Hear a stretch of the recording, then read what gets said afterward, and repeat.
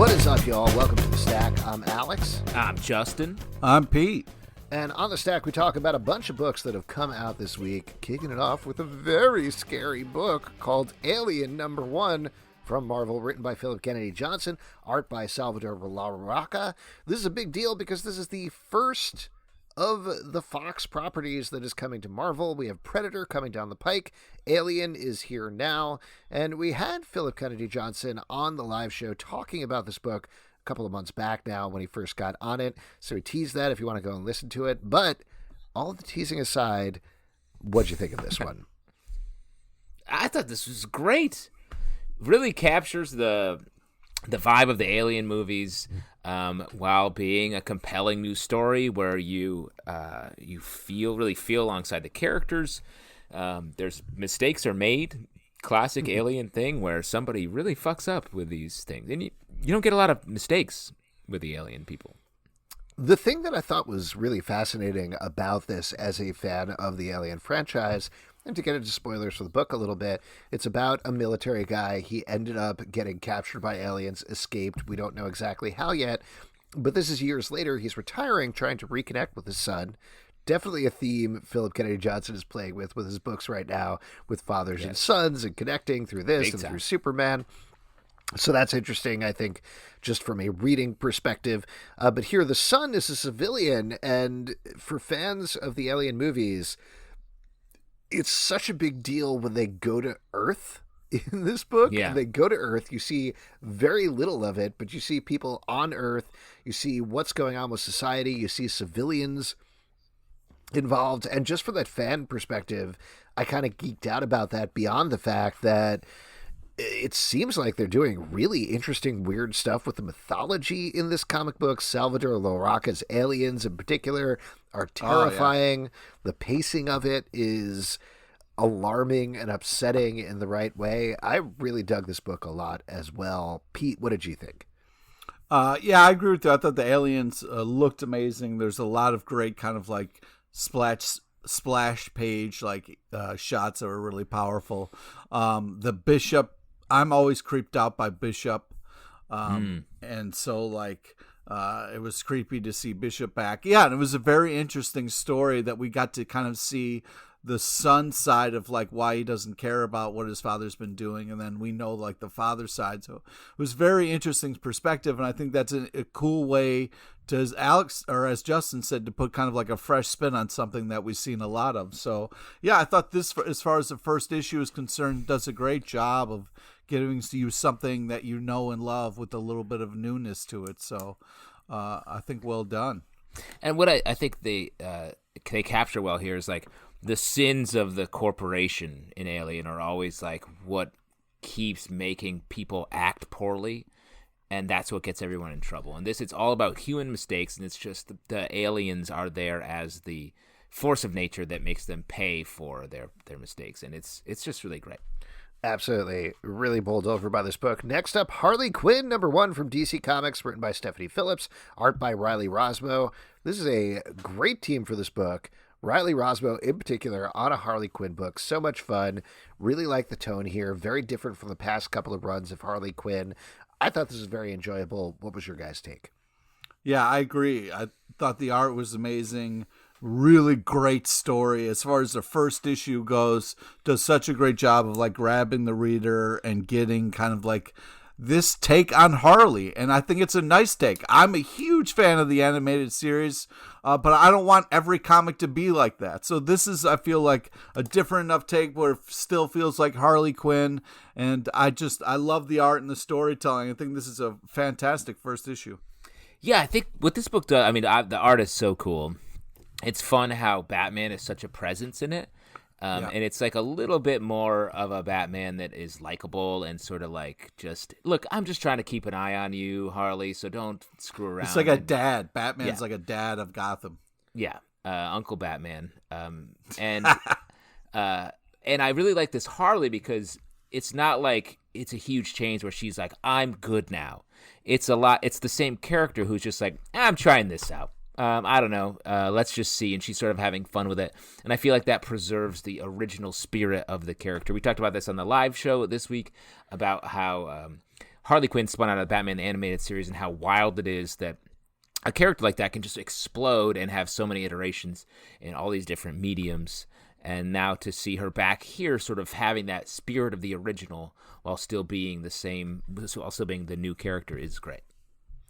Totally agree. Next up, Firefly, brand new verse number 1 from Boom Studios, written by Josh Lee Gordon, art by Fabiana Mascolo. We've had effusive praise for Greg Pak's run on the main title. This is a different artist, a different team, and it's jumping forward, I believe, 25 years in time to showing us the descendants of the original Serenity crew, what's going on with them now. So what'd you think about this? Did this hold up to the high quality of the other Firefly books? Well, I think what I like about it is they're taking a lot of swings. They keep moving with the Firefly just story, just like, hey, let's tell the most interesting story, no matter what the continuity really is. Let's just keep moving, and for them to move from the past to the present into the future, or I guess not in that order, but it's great to see, like, oh yeah, I'm so curious about this. What's going to happen? What are these characters like? They feel spiritually like the old Serenity crew, but they're all new people. Pete? It's like meeting your friends, and they're nice. Pete, I know you were probably put off by the fact that Greg Pak wasn't on this, who you love. Yeah, but go ahead. Yeah, I was kind of like, wait a second, what's going on here? The Pak was killing this, but yeah, I like the way it kind of like starts. I think it's a great kind of story, a good take. But it's like, it's one of those things where it's like when you have a to-do list and you just sleep instead of doing what you're supposed to be doing, you're putting the whole, everybody on the ship in jeopardy. That was just kind of crazy. But yeah, I enjoyed it. I thought the art was good. I thought it was fun. So you're bothered by the chores? No one's doing their chores. Well, I just bothered by how casually they woke up and they were like, hey, did you fix the engine? And they were like, well, I thought you were going to fix the engine. And then it's like, we're on a spaceship. You can't just beat that casual. What's the chore wheel like in your household? It's a lot of chores, man. All right. It's a lot. But what happens if you don't do that? Like, how's it break out? Like, did you get your chores done today, for instance? Yeah, just barely. Wow. Oh boy. Teen Titans Academy number 1 from DC Comics, written by Tim Sheridan, art by Rafa Sandoval. This is exactly what it sounds like. The Titans are opening up a school in Titans Tower. Meanwhile, the Teen Titans are off doing Teen Titans stuff, and these are the Teeny Titans who are signing up. Maybe someday they're going to be Teen Titans or Titans. I said all of those words quite a bit. What'd you think about this book? Great enunciation from Alex. I hit all of his consonants really well, and that was borderline tongue twister. Yeah, I thought this was a fun story. I ship Nightfire, so I feel like I'm happy that they're still doing Just it. trying to slip that in there, Pete. Dropping that knowledge. I feel like it was a little busy, but they have so many people on Teen Titans. I kind of feel like that's gonna happen. But overall, I thought it was a really solid first issue. I'll tell you what, Pete. I ship Nightfire, especially in this issue. Like, I would normally definitely be a Batwing or Night Girl, Nighticle. Is that the right? Sure. Night Girl's not the right answer, I don't think. Nighticle. Oracle Wing, or Wing. Or a wing. Bad dick. Good. But I agree. Like, this feels. I feel like there's been a lot of books like this. Marvel does this a lot, where they're like, let's take our magic characters and make a school about them. Let's have all these young mutants be in this school. And often it feels like the stories feel very like next door to the main storyline, and this feels like a Titans book, and it's just now there's these gradations between all the different Titans. There's the Titans, the Tiny Titans, and the Teeny Titans, and there's the Tall Titans, the Tip Top Titans. What did you think about them having to be called like Mr. Nightwing? That was pretty weird, right? It felt, what I liked about it felt like kids who hadn't made a plan about, like, oh, what should we call ourselves? And then someone was like, oh, you're Mr. Nightwing. And they're like, okay. and then they have to go with it. What's your first name, Mr. Nightwing? Yeah. Dave? Oh, God, I'm Dave Nightwing. Yeah, this is okay. I'm usually a sucker for these books. I thought this was all right. I liked Rafa Sandoval's art, just good superhero art across the board. Always very appropriate for Titans. I don't really know anything about the Red X, which is the big mystery here, so felt like a bit of a deep dive for anybody who is outside that continuity. But I like some of the characters. I'm definitely going to tune back for issue 2 and see what happens. Yeah. I don't know what I'm talking about. What's in Future, number 17 from Boom Studios, written by Kieron Gillen, art by Dan Mora. Pete, I was a little worried about you this issue because not as much grandma as there usually is. Yeah. But there's a dragon. There's a lot of action. But you also got smoking grandma. Like, grandma's smoking in this. Smoking hot is what you're saying, right? No, that's not what I'm saying. Okay. She's, but yeah, I like this. I ship Pete Ma. Pete Ma. Pete smoking Ma. Smoking Pete Ma. A lot happens in this issue. We kind of get all the pieces on the board. It was great to kind of finally see plans collide and everybody else kind of come together. Kind of revealing what's going to happen moving forward. This is just nonstop glorious. Every issue is unbelievably drawn. The stories are fun. The characters are great. The art's unbelievable. I don't know why you aren't reading this book. I am because we all read a lot of comics, and I like this book. But I will say I think I need a little gear shift. I feel like we've been in this. What? I feel like we've been in. I'm not going to stand here and let you. This is an unbelievable comic. Okay, end of story. You can't put in your bullshit. This comic is fantastic. Well, hold on, Pete. Just to jump in, Justin, I hear what you're saying. I actually think they got there with this issue because I've been feeling that as well. It's a lot of the grandma wandering around and being like, oh, you don't know what's going on with these stories. There's a lot of stories. And the son being like, stories? Come on! And then everybody's kind of wandering around and yelling at each other about magic stuff and stories. But this issue, what we got, it really feels like it's heading towards the end game here. We finally know they're looking for the Holy Grail. The bad guys wanted to essentially wipe everything clean and destroy the world. The good guys, of course, want to stop them. They get a dragon. We get this very propulsive ending of them on a dragon chasing after, I'm honestly forgetting whether it's Gawain or Galahad, who has been turned into a centaur. And I think that's part of the issue you're getting at, where it's a lot of these names being thrown out there. But I like this ending, and I'm very excited for the next issue off of this. Yeah, I mean, I like where it's going. And honestly, the stuff with Rose felt like the most interesting. She feels like she's operating sort of on her own. But it's just like you're saying, it feels like Grandma and her son, hashtag Pete misses Grandma, hashtag smoking hot grandma. It feels like they really are just like, oh, here we go again. This story's crazy, but we have to keep doing it.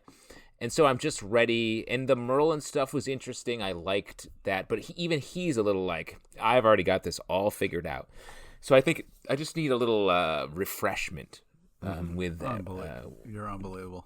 Well, let's move on then and talk about Action Comics 1029 from DC Comics, written by Philip Kennedy Johnson, Becky Cloonan, and Michael W. Conrad, art by Phil Hester and Michael Avon Oeming. In the front story, we're getting a tale of Superman and his son, as we talked about a little bit earlier. In the backstory, we're finding out what's going on with Midnighter after Future State. This directly picks up on that in a very surprising way. What'd you think about this one?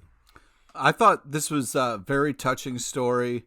Love the kind of like a Superman talking about being a human and like this whole father-son back and forth stuff. I really that's really speaking to me. I very much enjoyed this.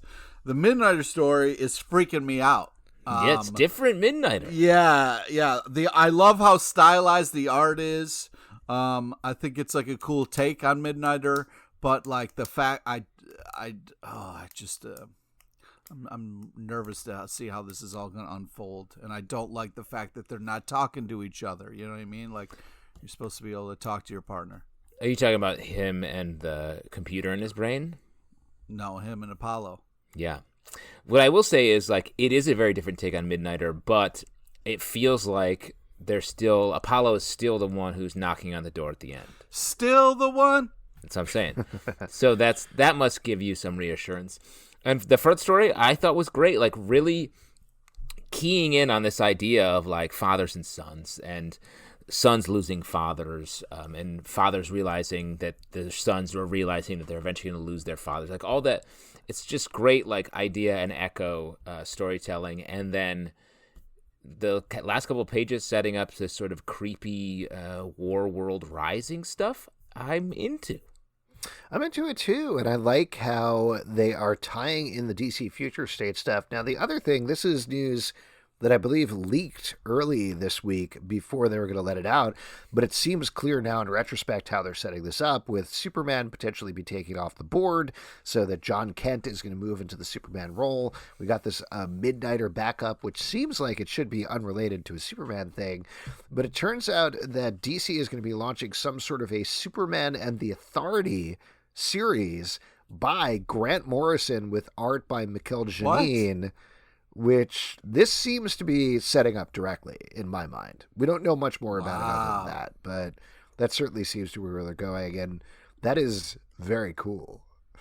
Yeah, I mean, Grant Morrison back in the game, not sort of existing on the periphery, being like, hey, did you think I could make this Green Lantern book weirder?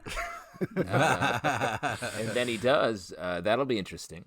Yeah, that's great. It's also great to see Michael Avon Oeming on a regular book as well. I really like his stuff on Midnighter, and that's a lot of fun. Let's move on and talk about number 3 from Image Comics. Here we go. Hoo-ah, number 3, following the adventures of Al Pacino in Scent of a Woman Land. It's been a great ride.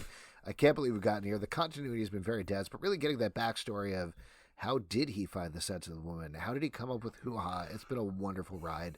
And how did he come up with hoo-ha? It is written by W. Maxwell Prince, art and cover by Roger Langridge. I love this team. I was so excited about this. This is an anthology book where W. Maxwell Prince has taken his regular creepiness from Ice Cream Man and applying it specifically to different types of clowns. In this issue, we get a mime issue. A mime becomes friends with a robot. Worst. Roger Langridge, one of my absolute favorite creators. He did Thor the Mighty Avenger. He did Snarked. It was the book that he did that was all a riff on Lewis Carroll stuff. That is awesome. He did an amazing Muppets book if you never checked it out. It's definitely much more surreal and fantasy-based than the previous 2 issues that were very realistic and dark takes. But, man, I love this book. It was so good. Maybe my favorite of the week. What did you guys think? I hated it. You hated it? Yeah, I don't like mimes. I think they're creepy, and this proves my point. Wait, do you rank the sort of the clowns, the different genres of clown, in sort of least scary to scariest? Well, first off, I think, and no offense to Alex's wife, but I think that. But I hate your wife. Yeah. No offense to your wife. I hate your wife. No, your wife is an unbelievable person. I don't know how she puts up with you. Are you considering wife a different genre of clown? No, I just don't want to speak poorly of clowns. And, Alex's wife was an amazing clown, so I don't want that's a separate category. And just to be clear, before you get too into it, Pete, of course we're going to break this into the 4 types of the clown: the whiteface, the tramp, the Auguste, and the character. So go ahead. I don't know clown husband knowledge. I don't know what was just said. Auguste. But to answer your question, Justin, clowns do freak me out. I think sometimes you can see the sadness in their eyes, and that can be very painful. So give me the power rankings. So you got your mimes. You got your the mimes are the creepiest of them all.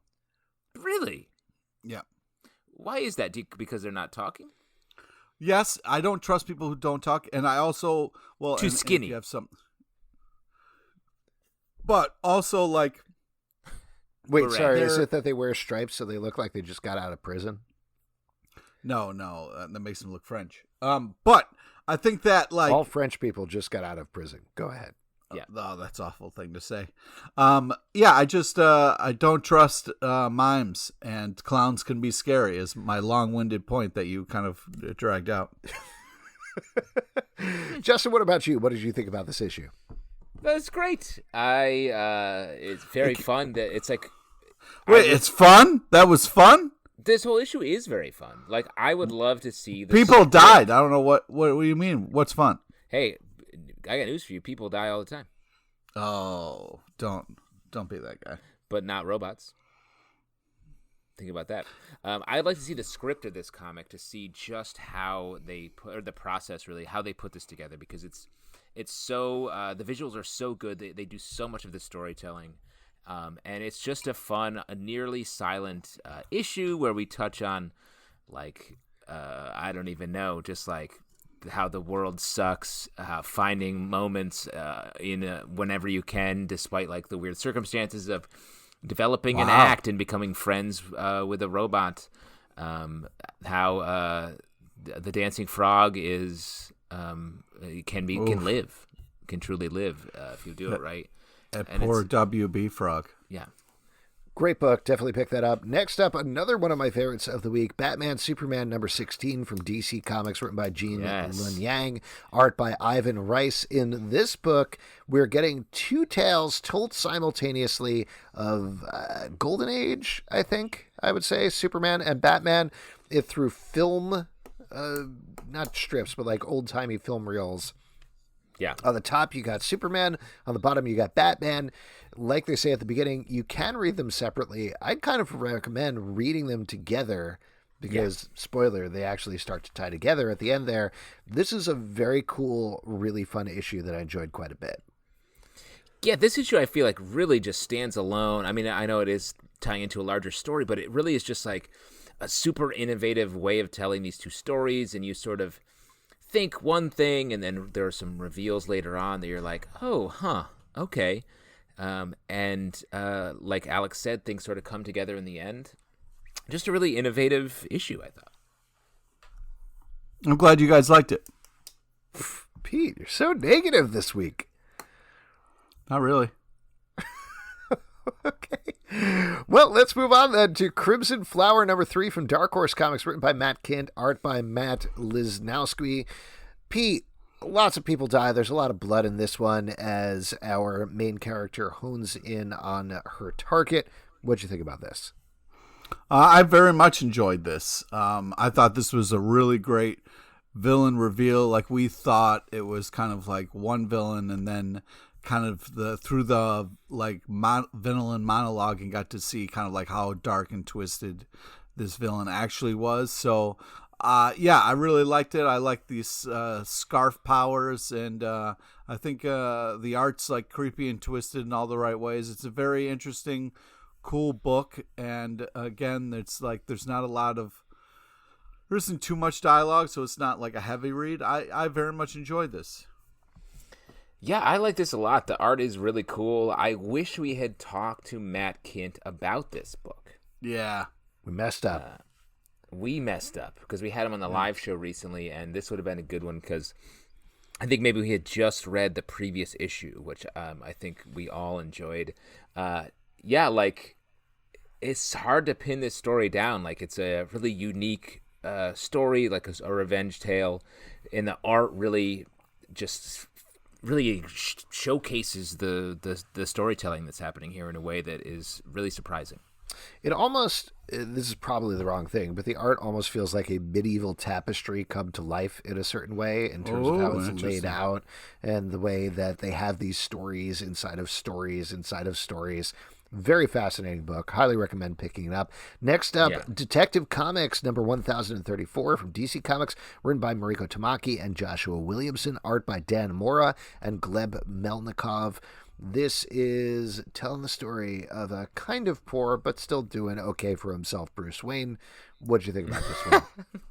I mean, he's doing fine. They're making a big deal about like, I don't have my money. I only have 18 bat caves in this really nice apartment in a good part of Gotham. That's it.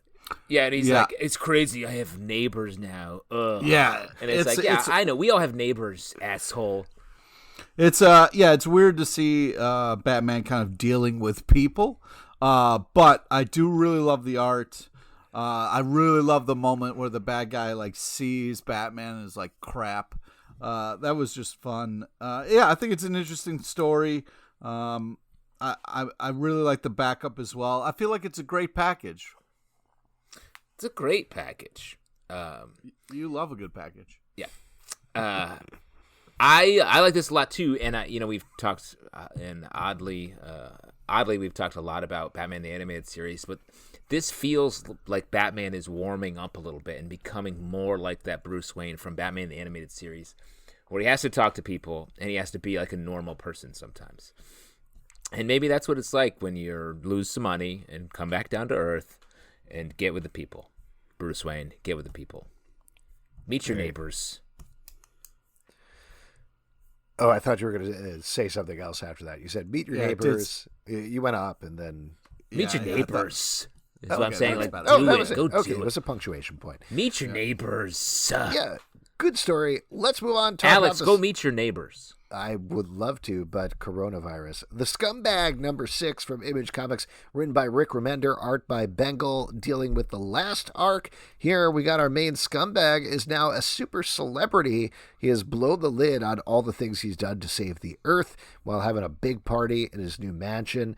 And then new threats come his way. What'd you think, Pete? Yeah, I feel like this is, Remender having a lot of fun, a lot of cool, like, metal references going on here, which was fun.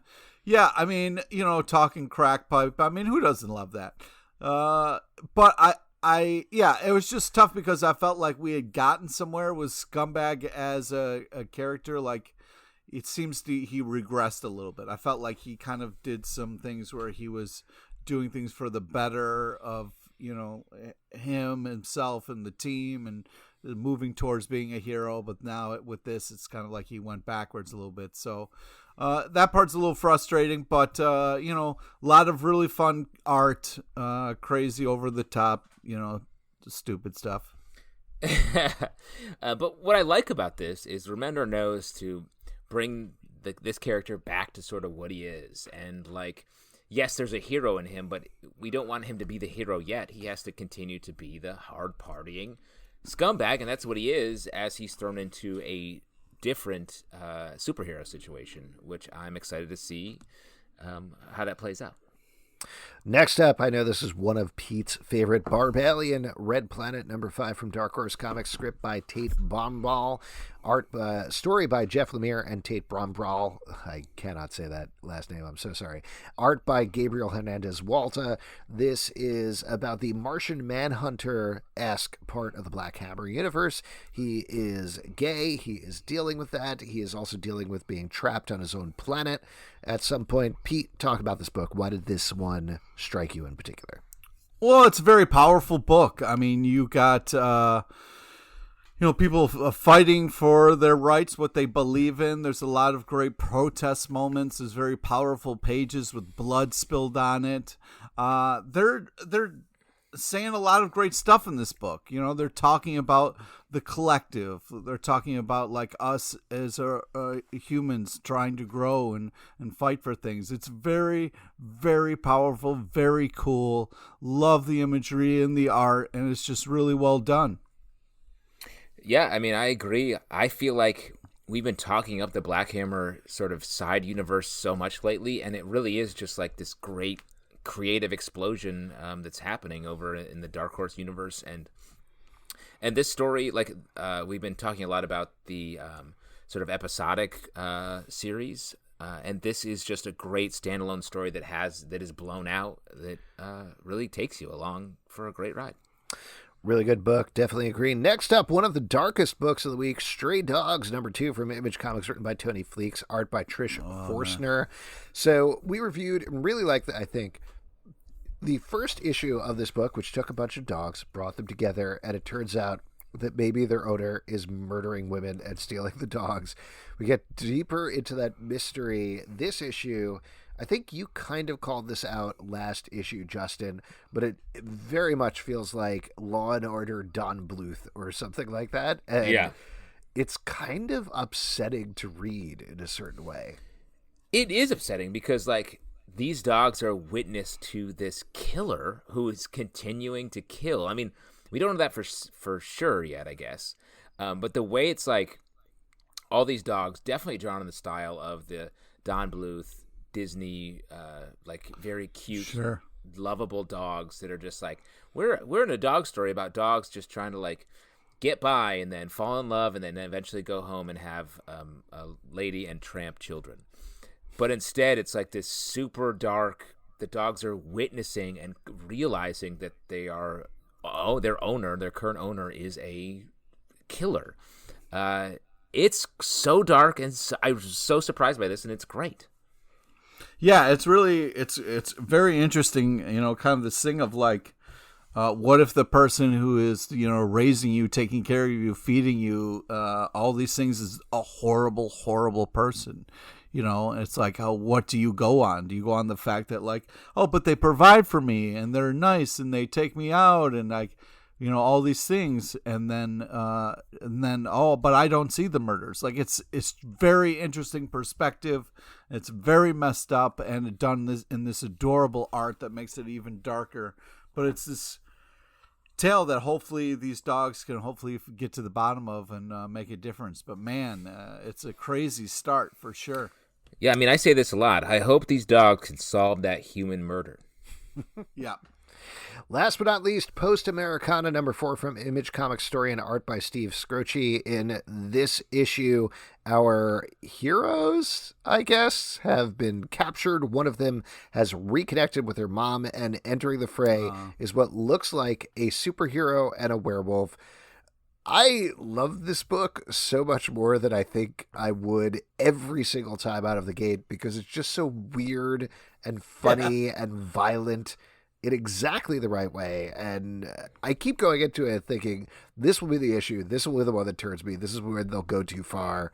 And they never do. It just skirts that line perfectly. Well, I think this issue does a great job of having this like heartfelt reunion between our mother and daughter characters here, and it's like really sweet and taken very seriously. And then the back third of the issue is this like wild nonsense superhero showcase. Yeah, it's completely over the top. Tons of violence. Each issue is crazier than the last, and you're like, oh, they can't top that, but then this issue does, and it kind of makes fun of itself in the process. But man, really fun, great read. The art's fantastic, a lot of cool characters. I mean, I love the car. I thought the car was so great, such an awesome entrance. But it did hurt when that Mint issue number 1 got trashed by the guy in the tie. That hurt. Good stuff. If you'd like to support our podcast, patreon.com/Comic Book Club. Also, we do a live show every Tuesday night at 7 p.m. to Crowdcast and YouTube. Come hang out. We would love to chat with you about comic books. iTunes, Android, Spotify, Stitcher, or the app of your choice to subscribe and listen to the show. On iTunes, leave us a comment and rate us. We would appreciate that quite a bit. At Comic Book Live on Twitter, comicbookclublive.com for this podcast and more. Until next time, we'll see you at the virtual comic book shop. Send in the mimes. Aww. Those kooky, spooky mimes. Every Tuesday night, once a week, that blows your mind.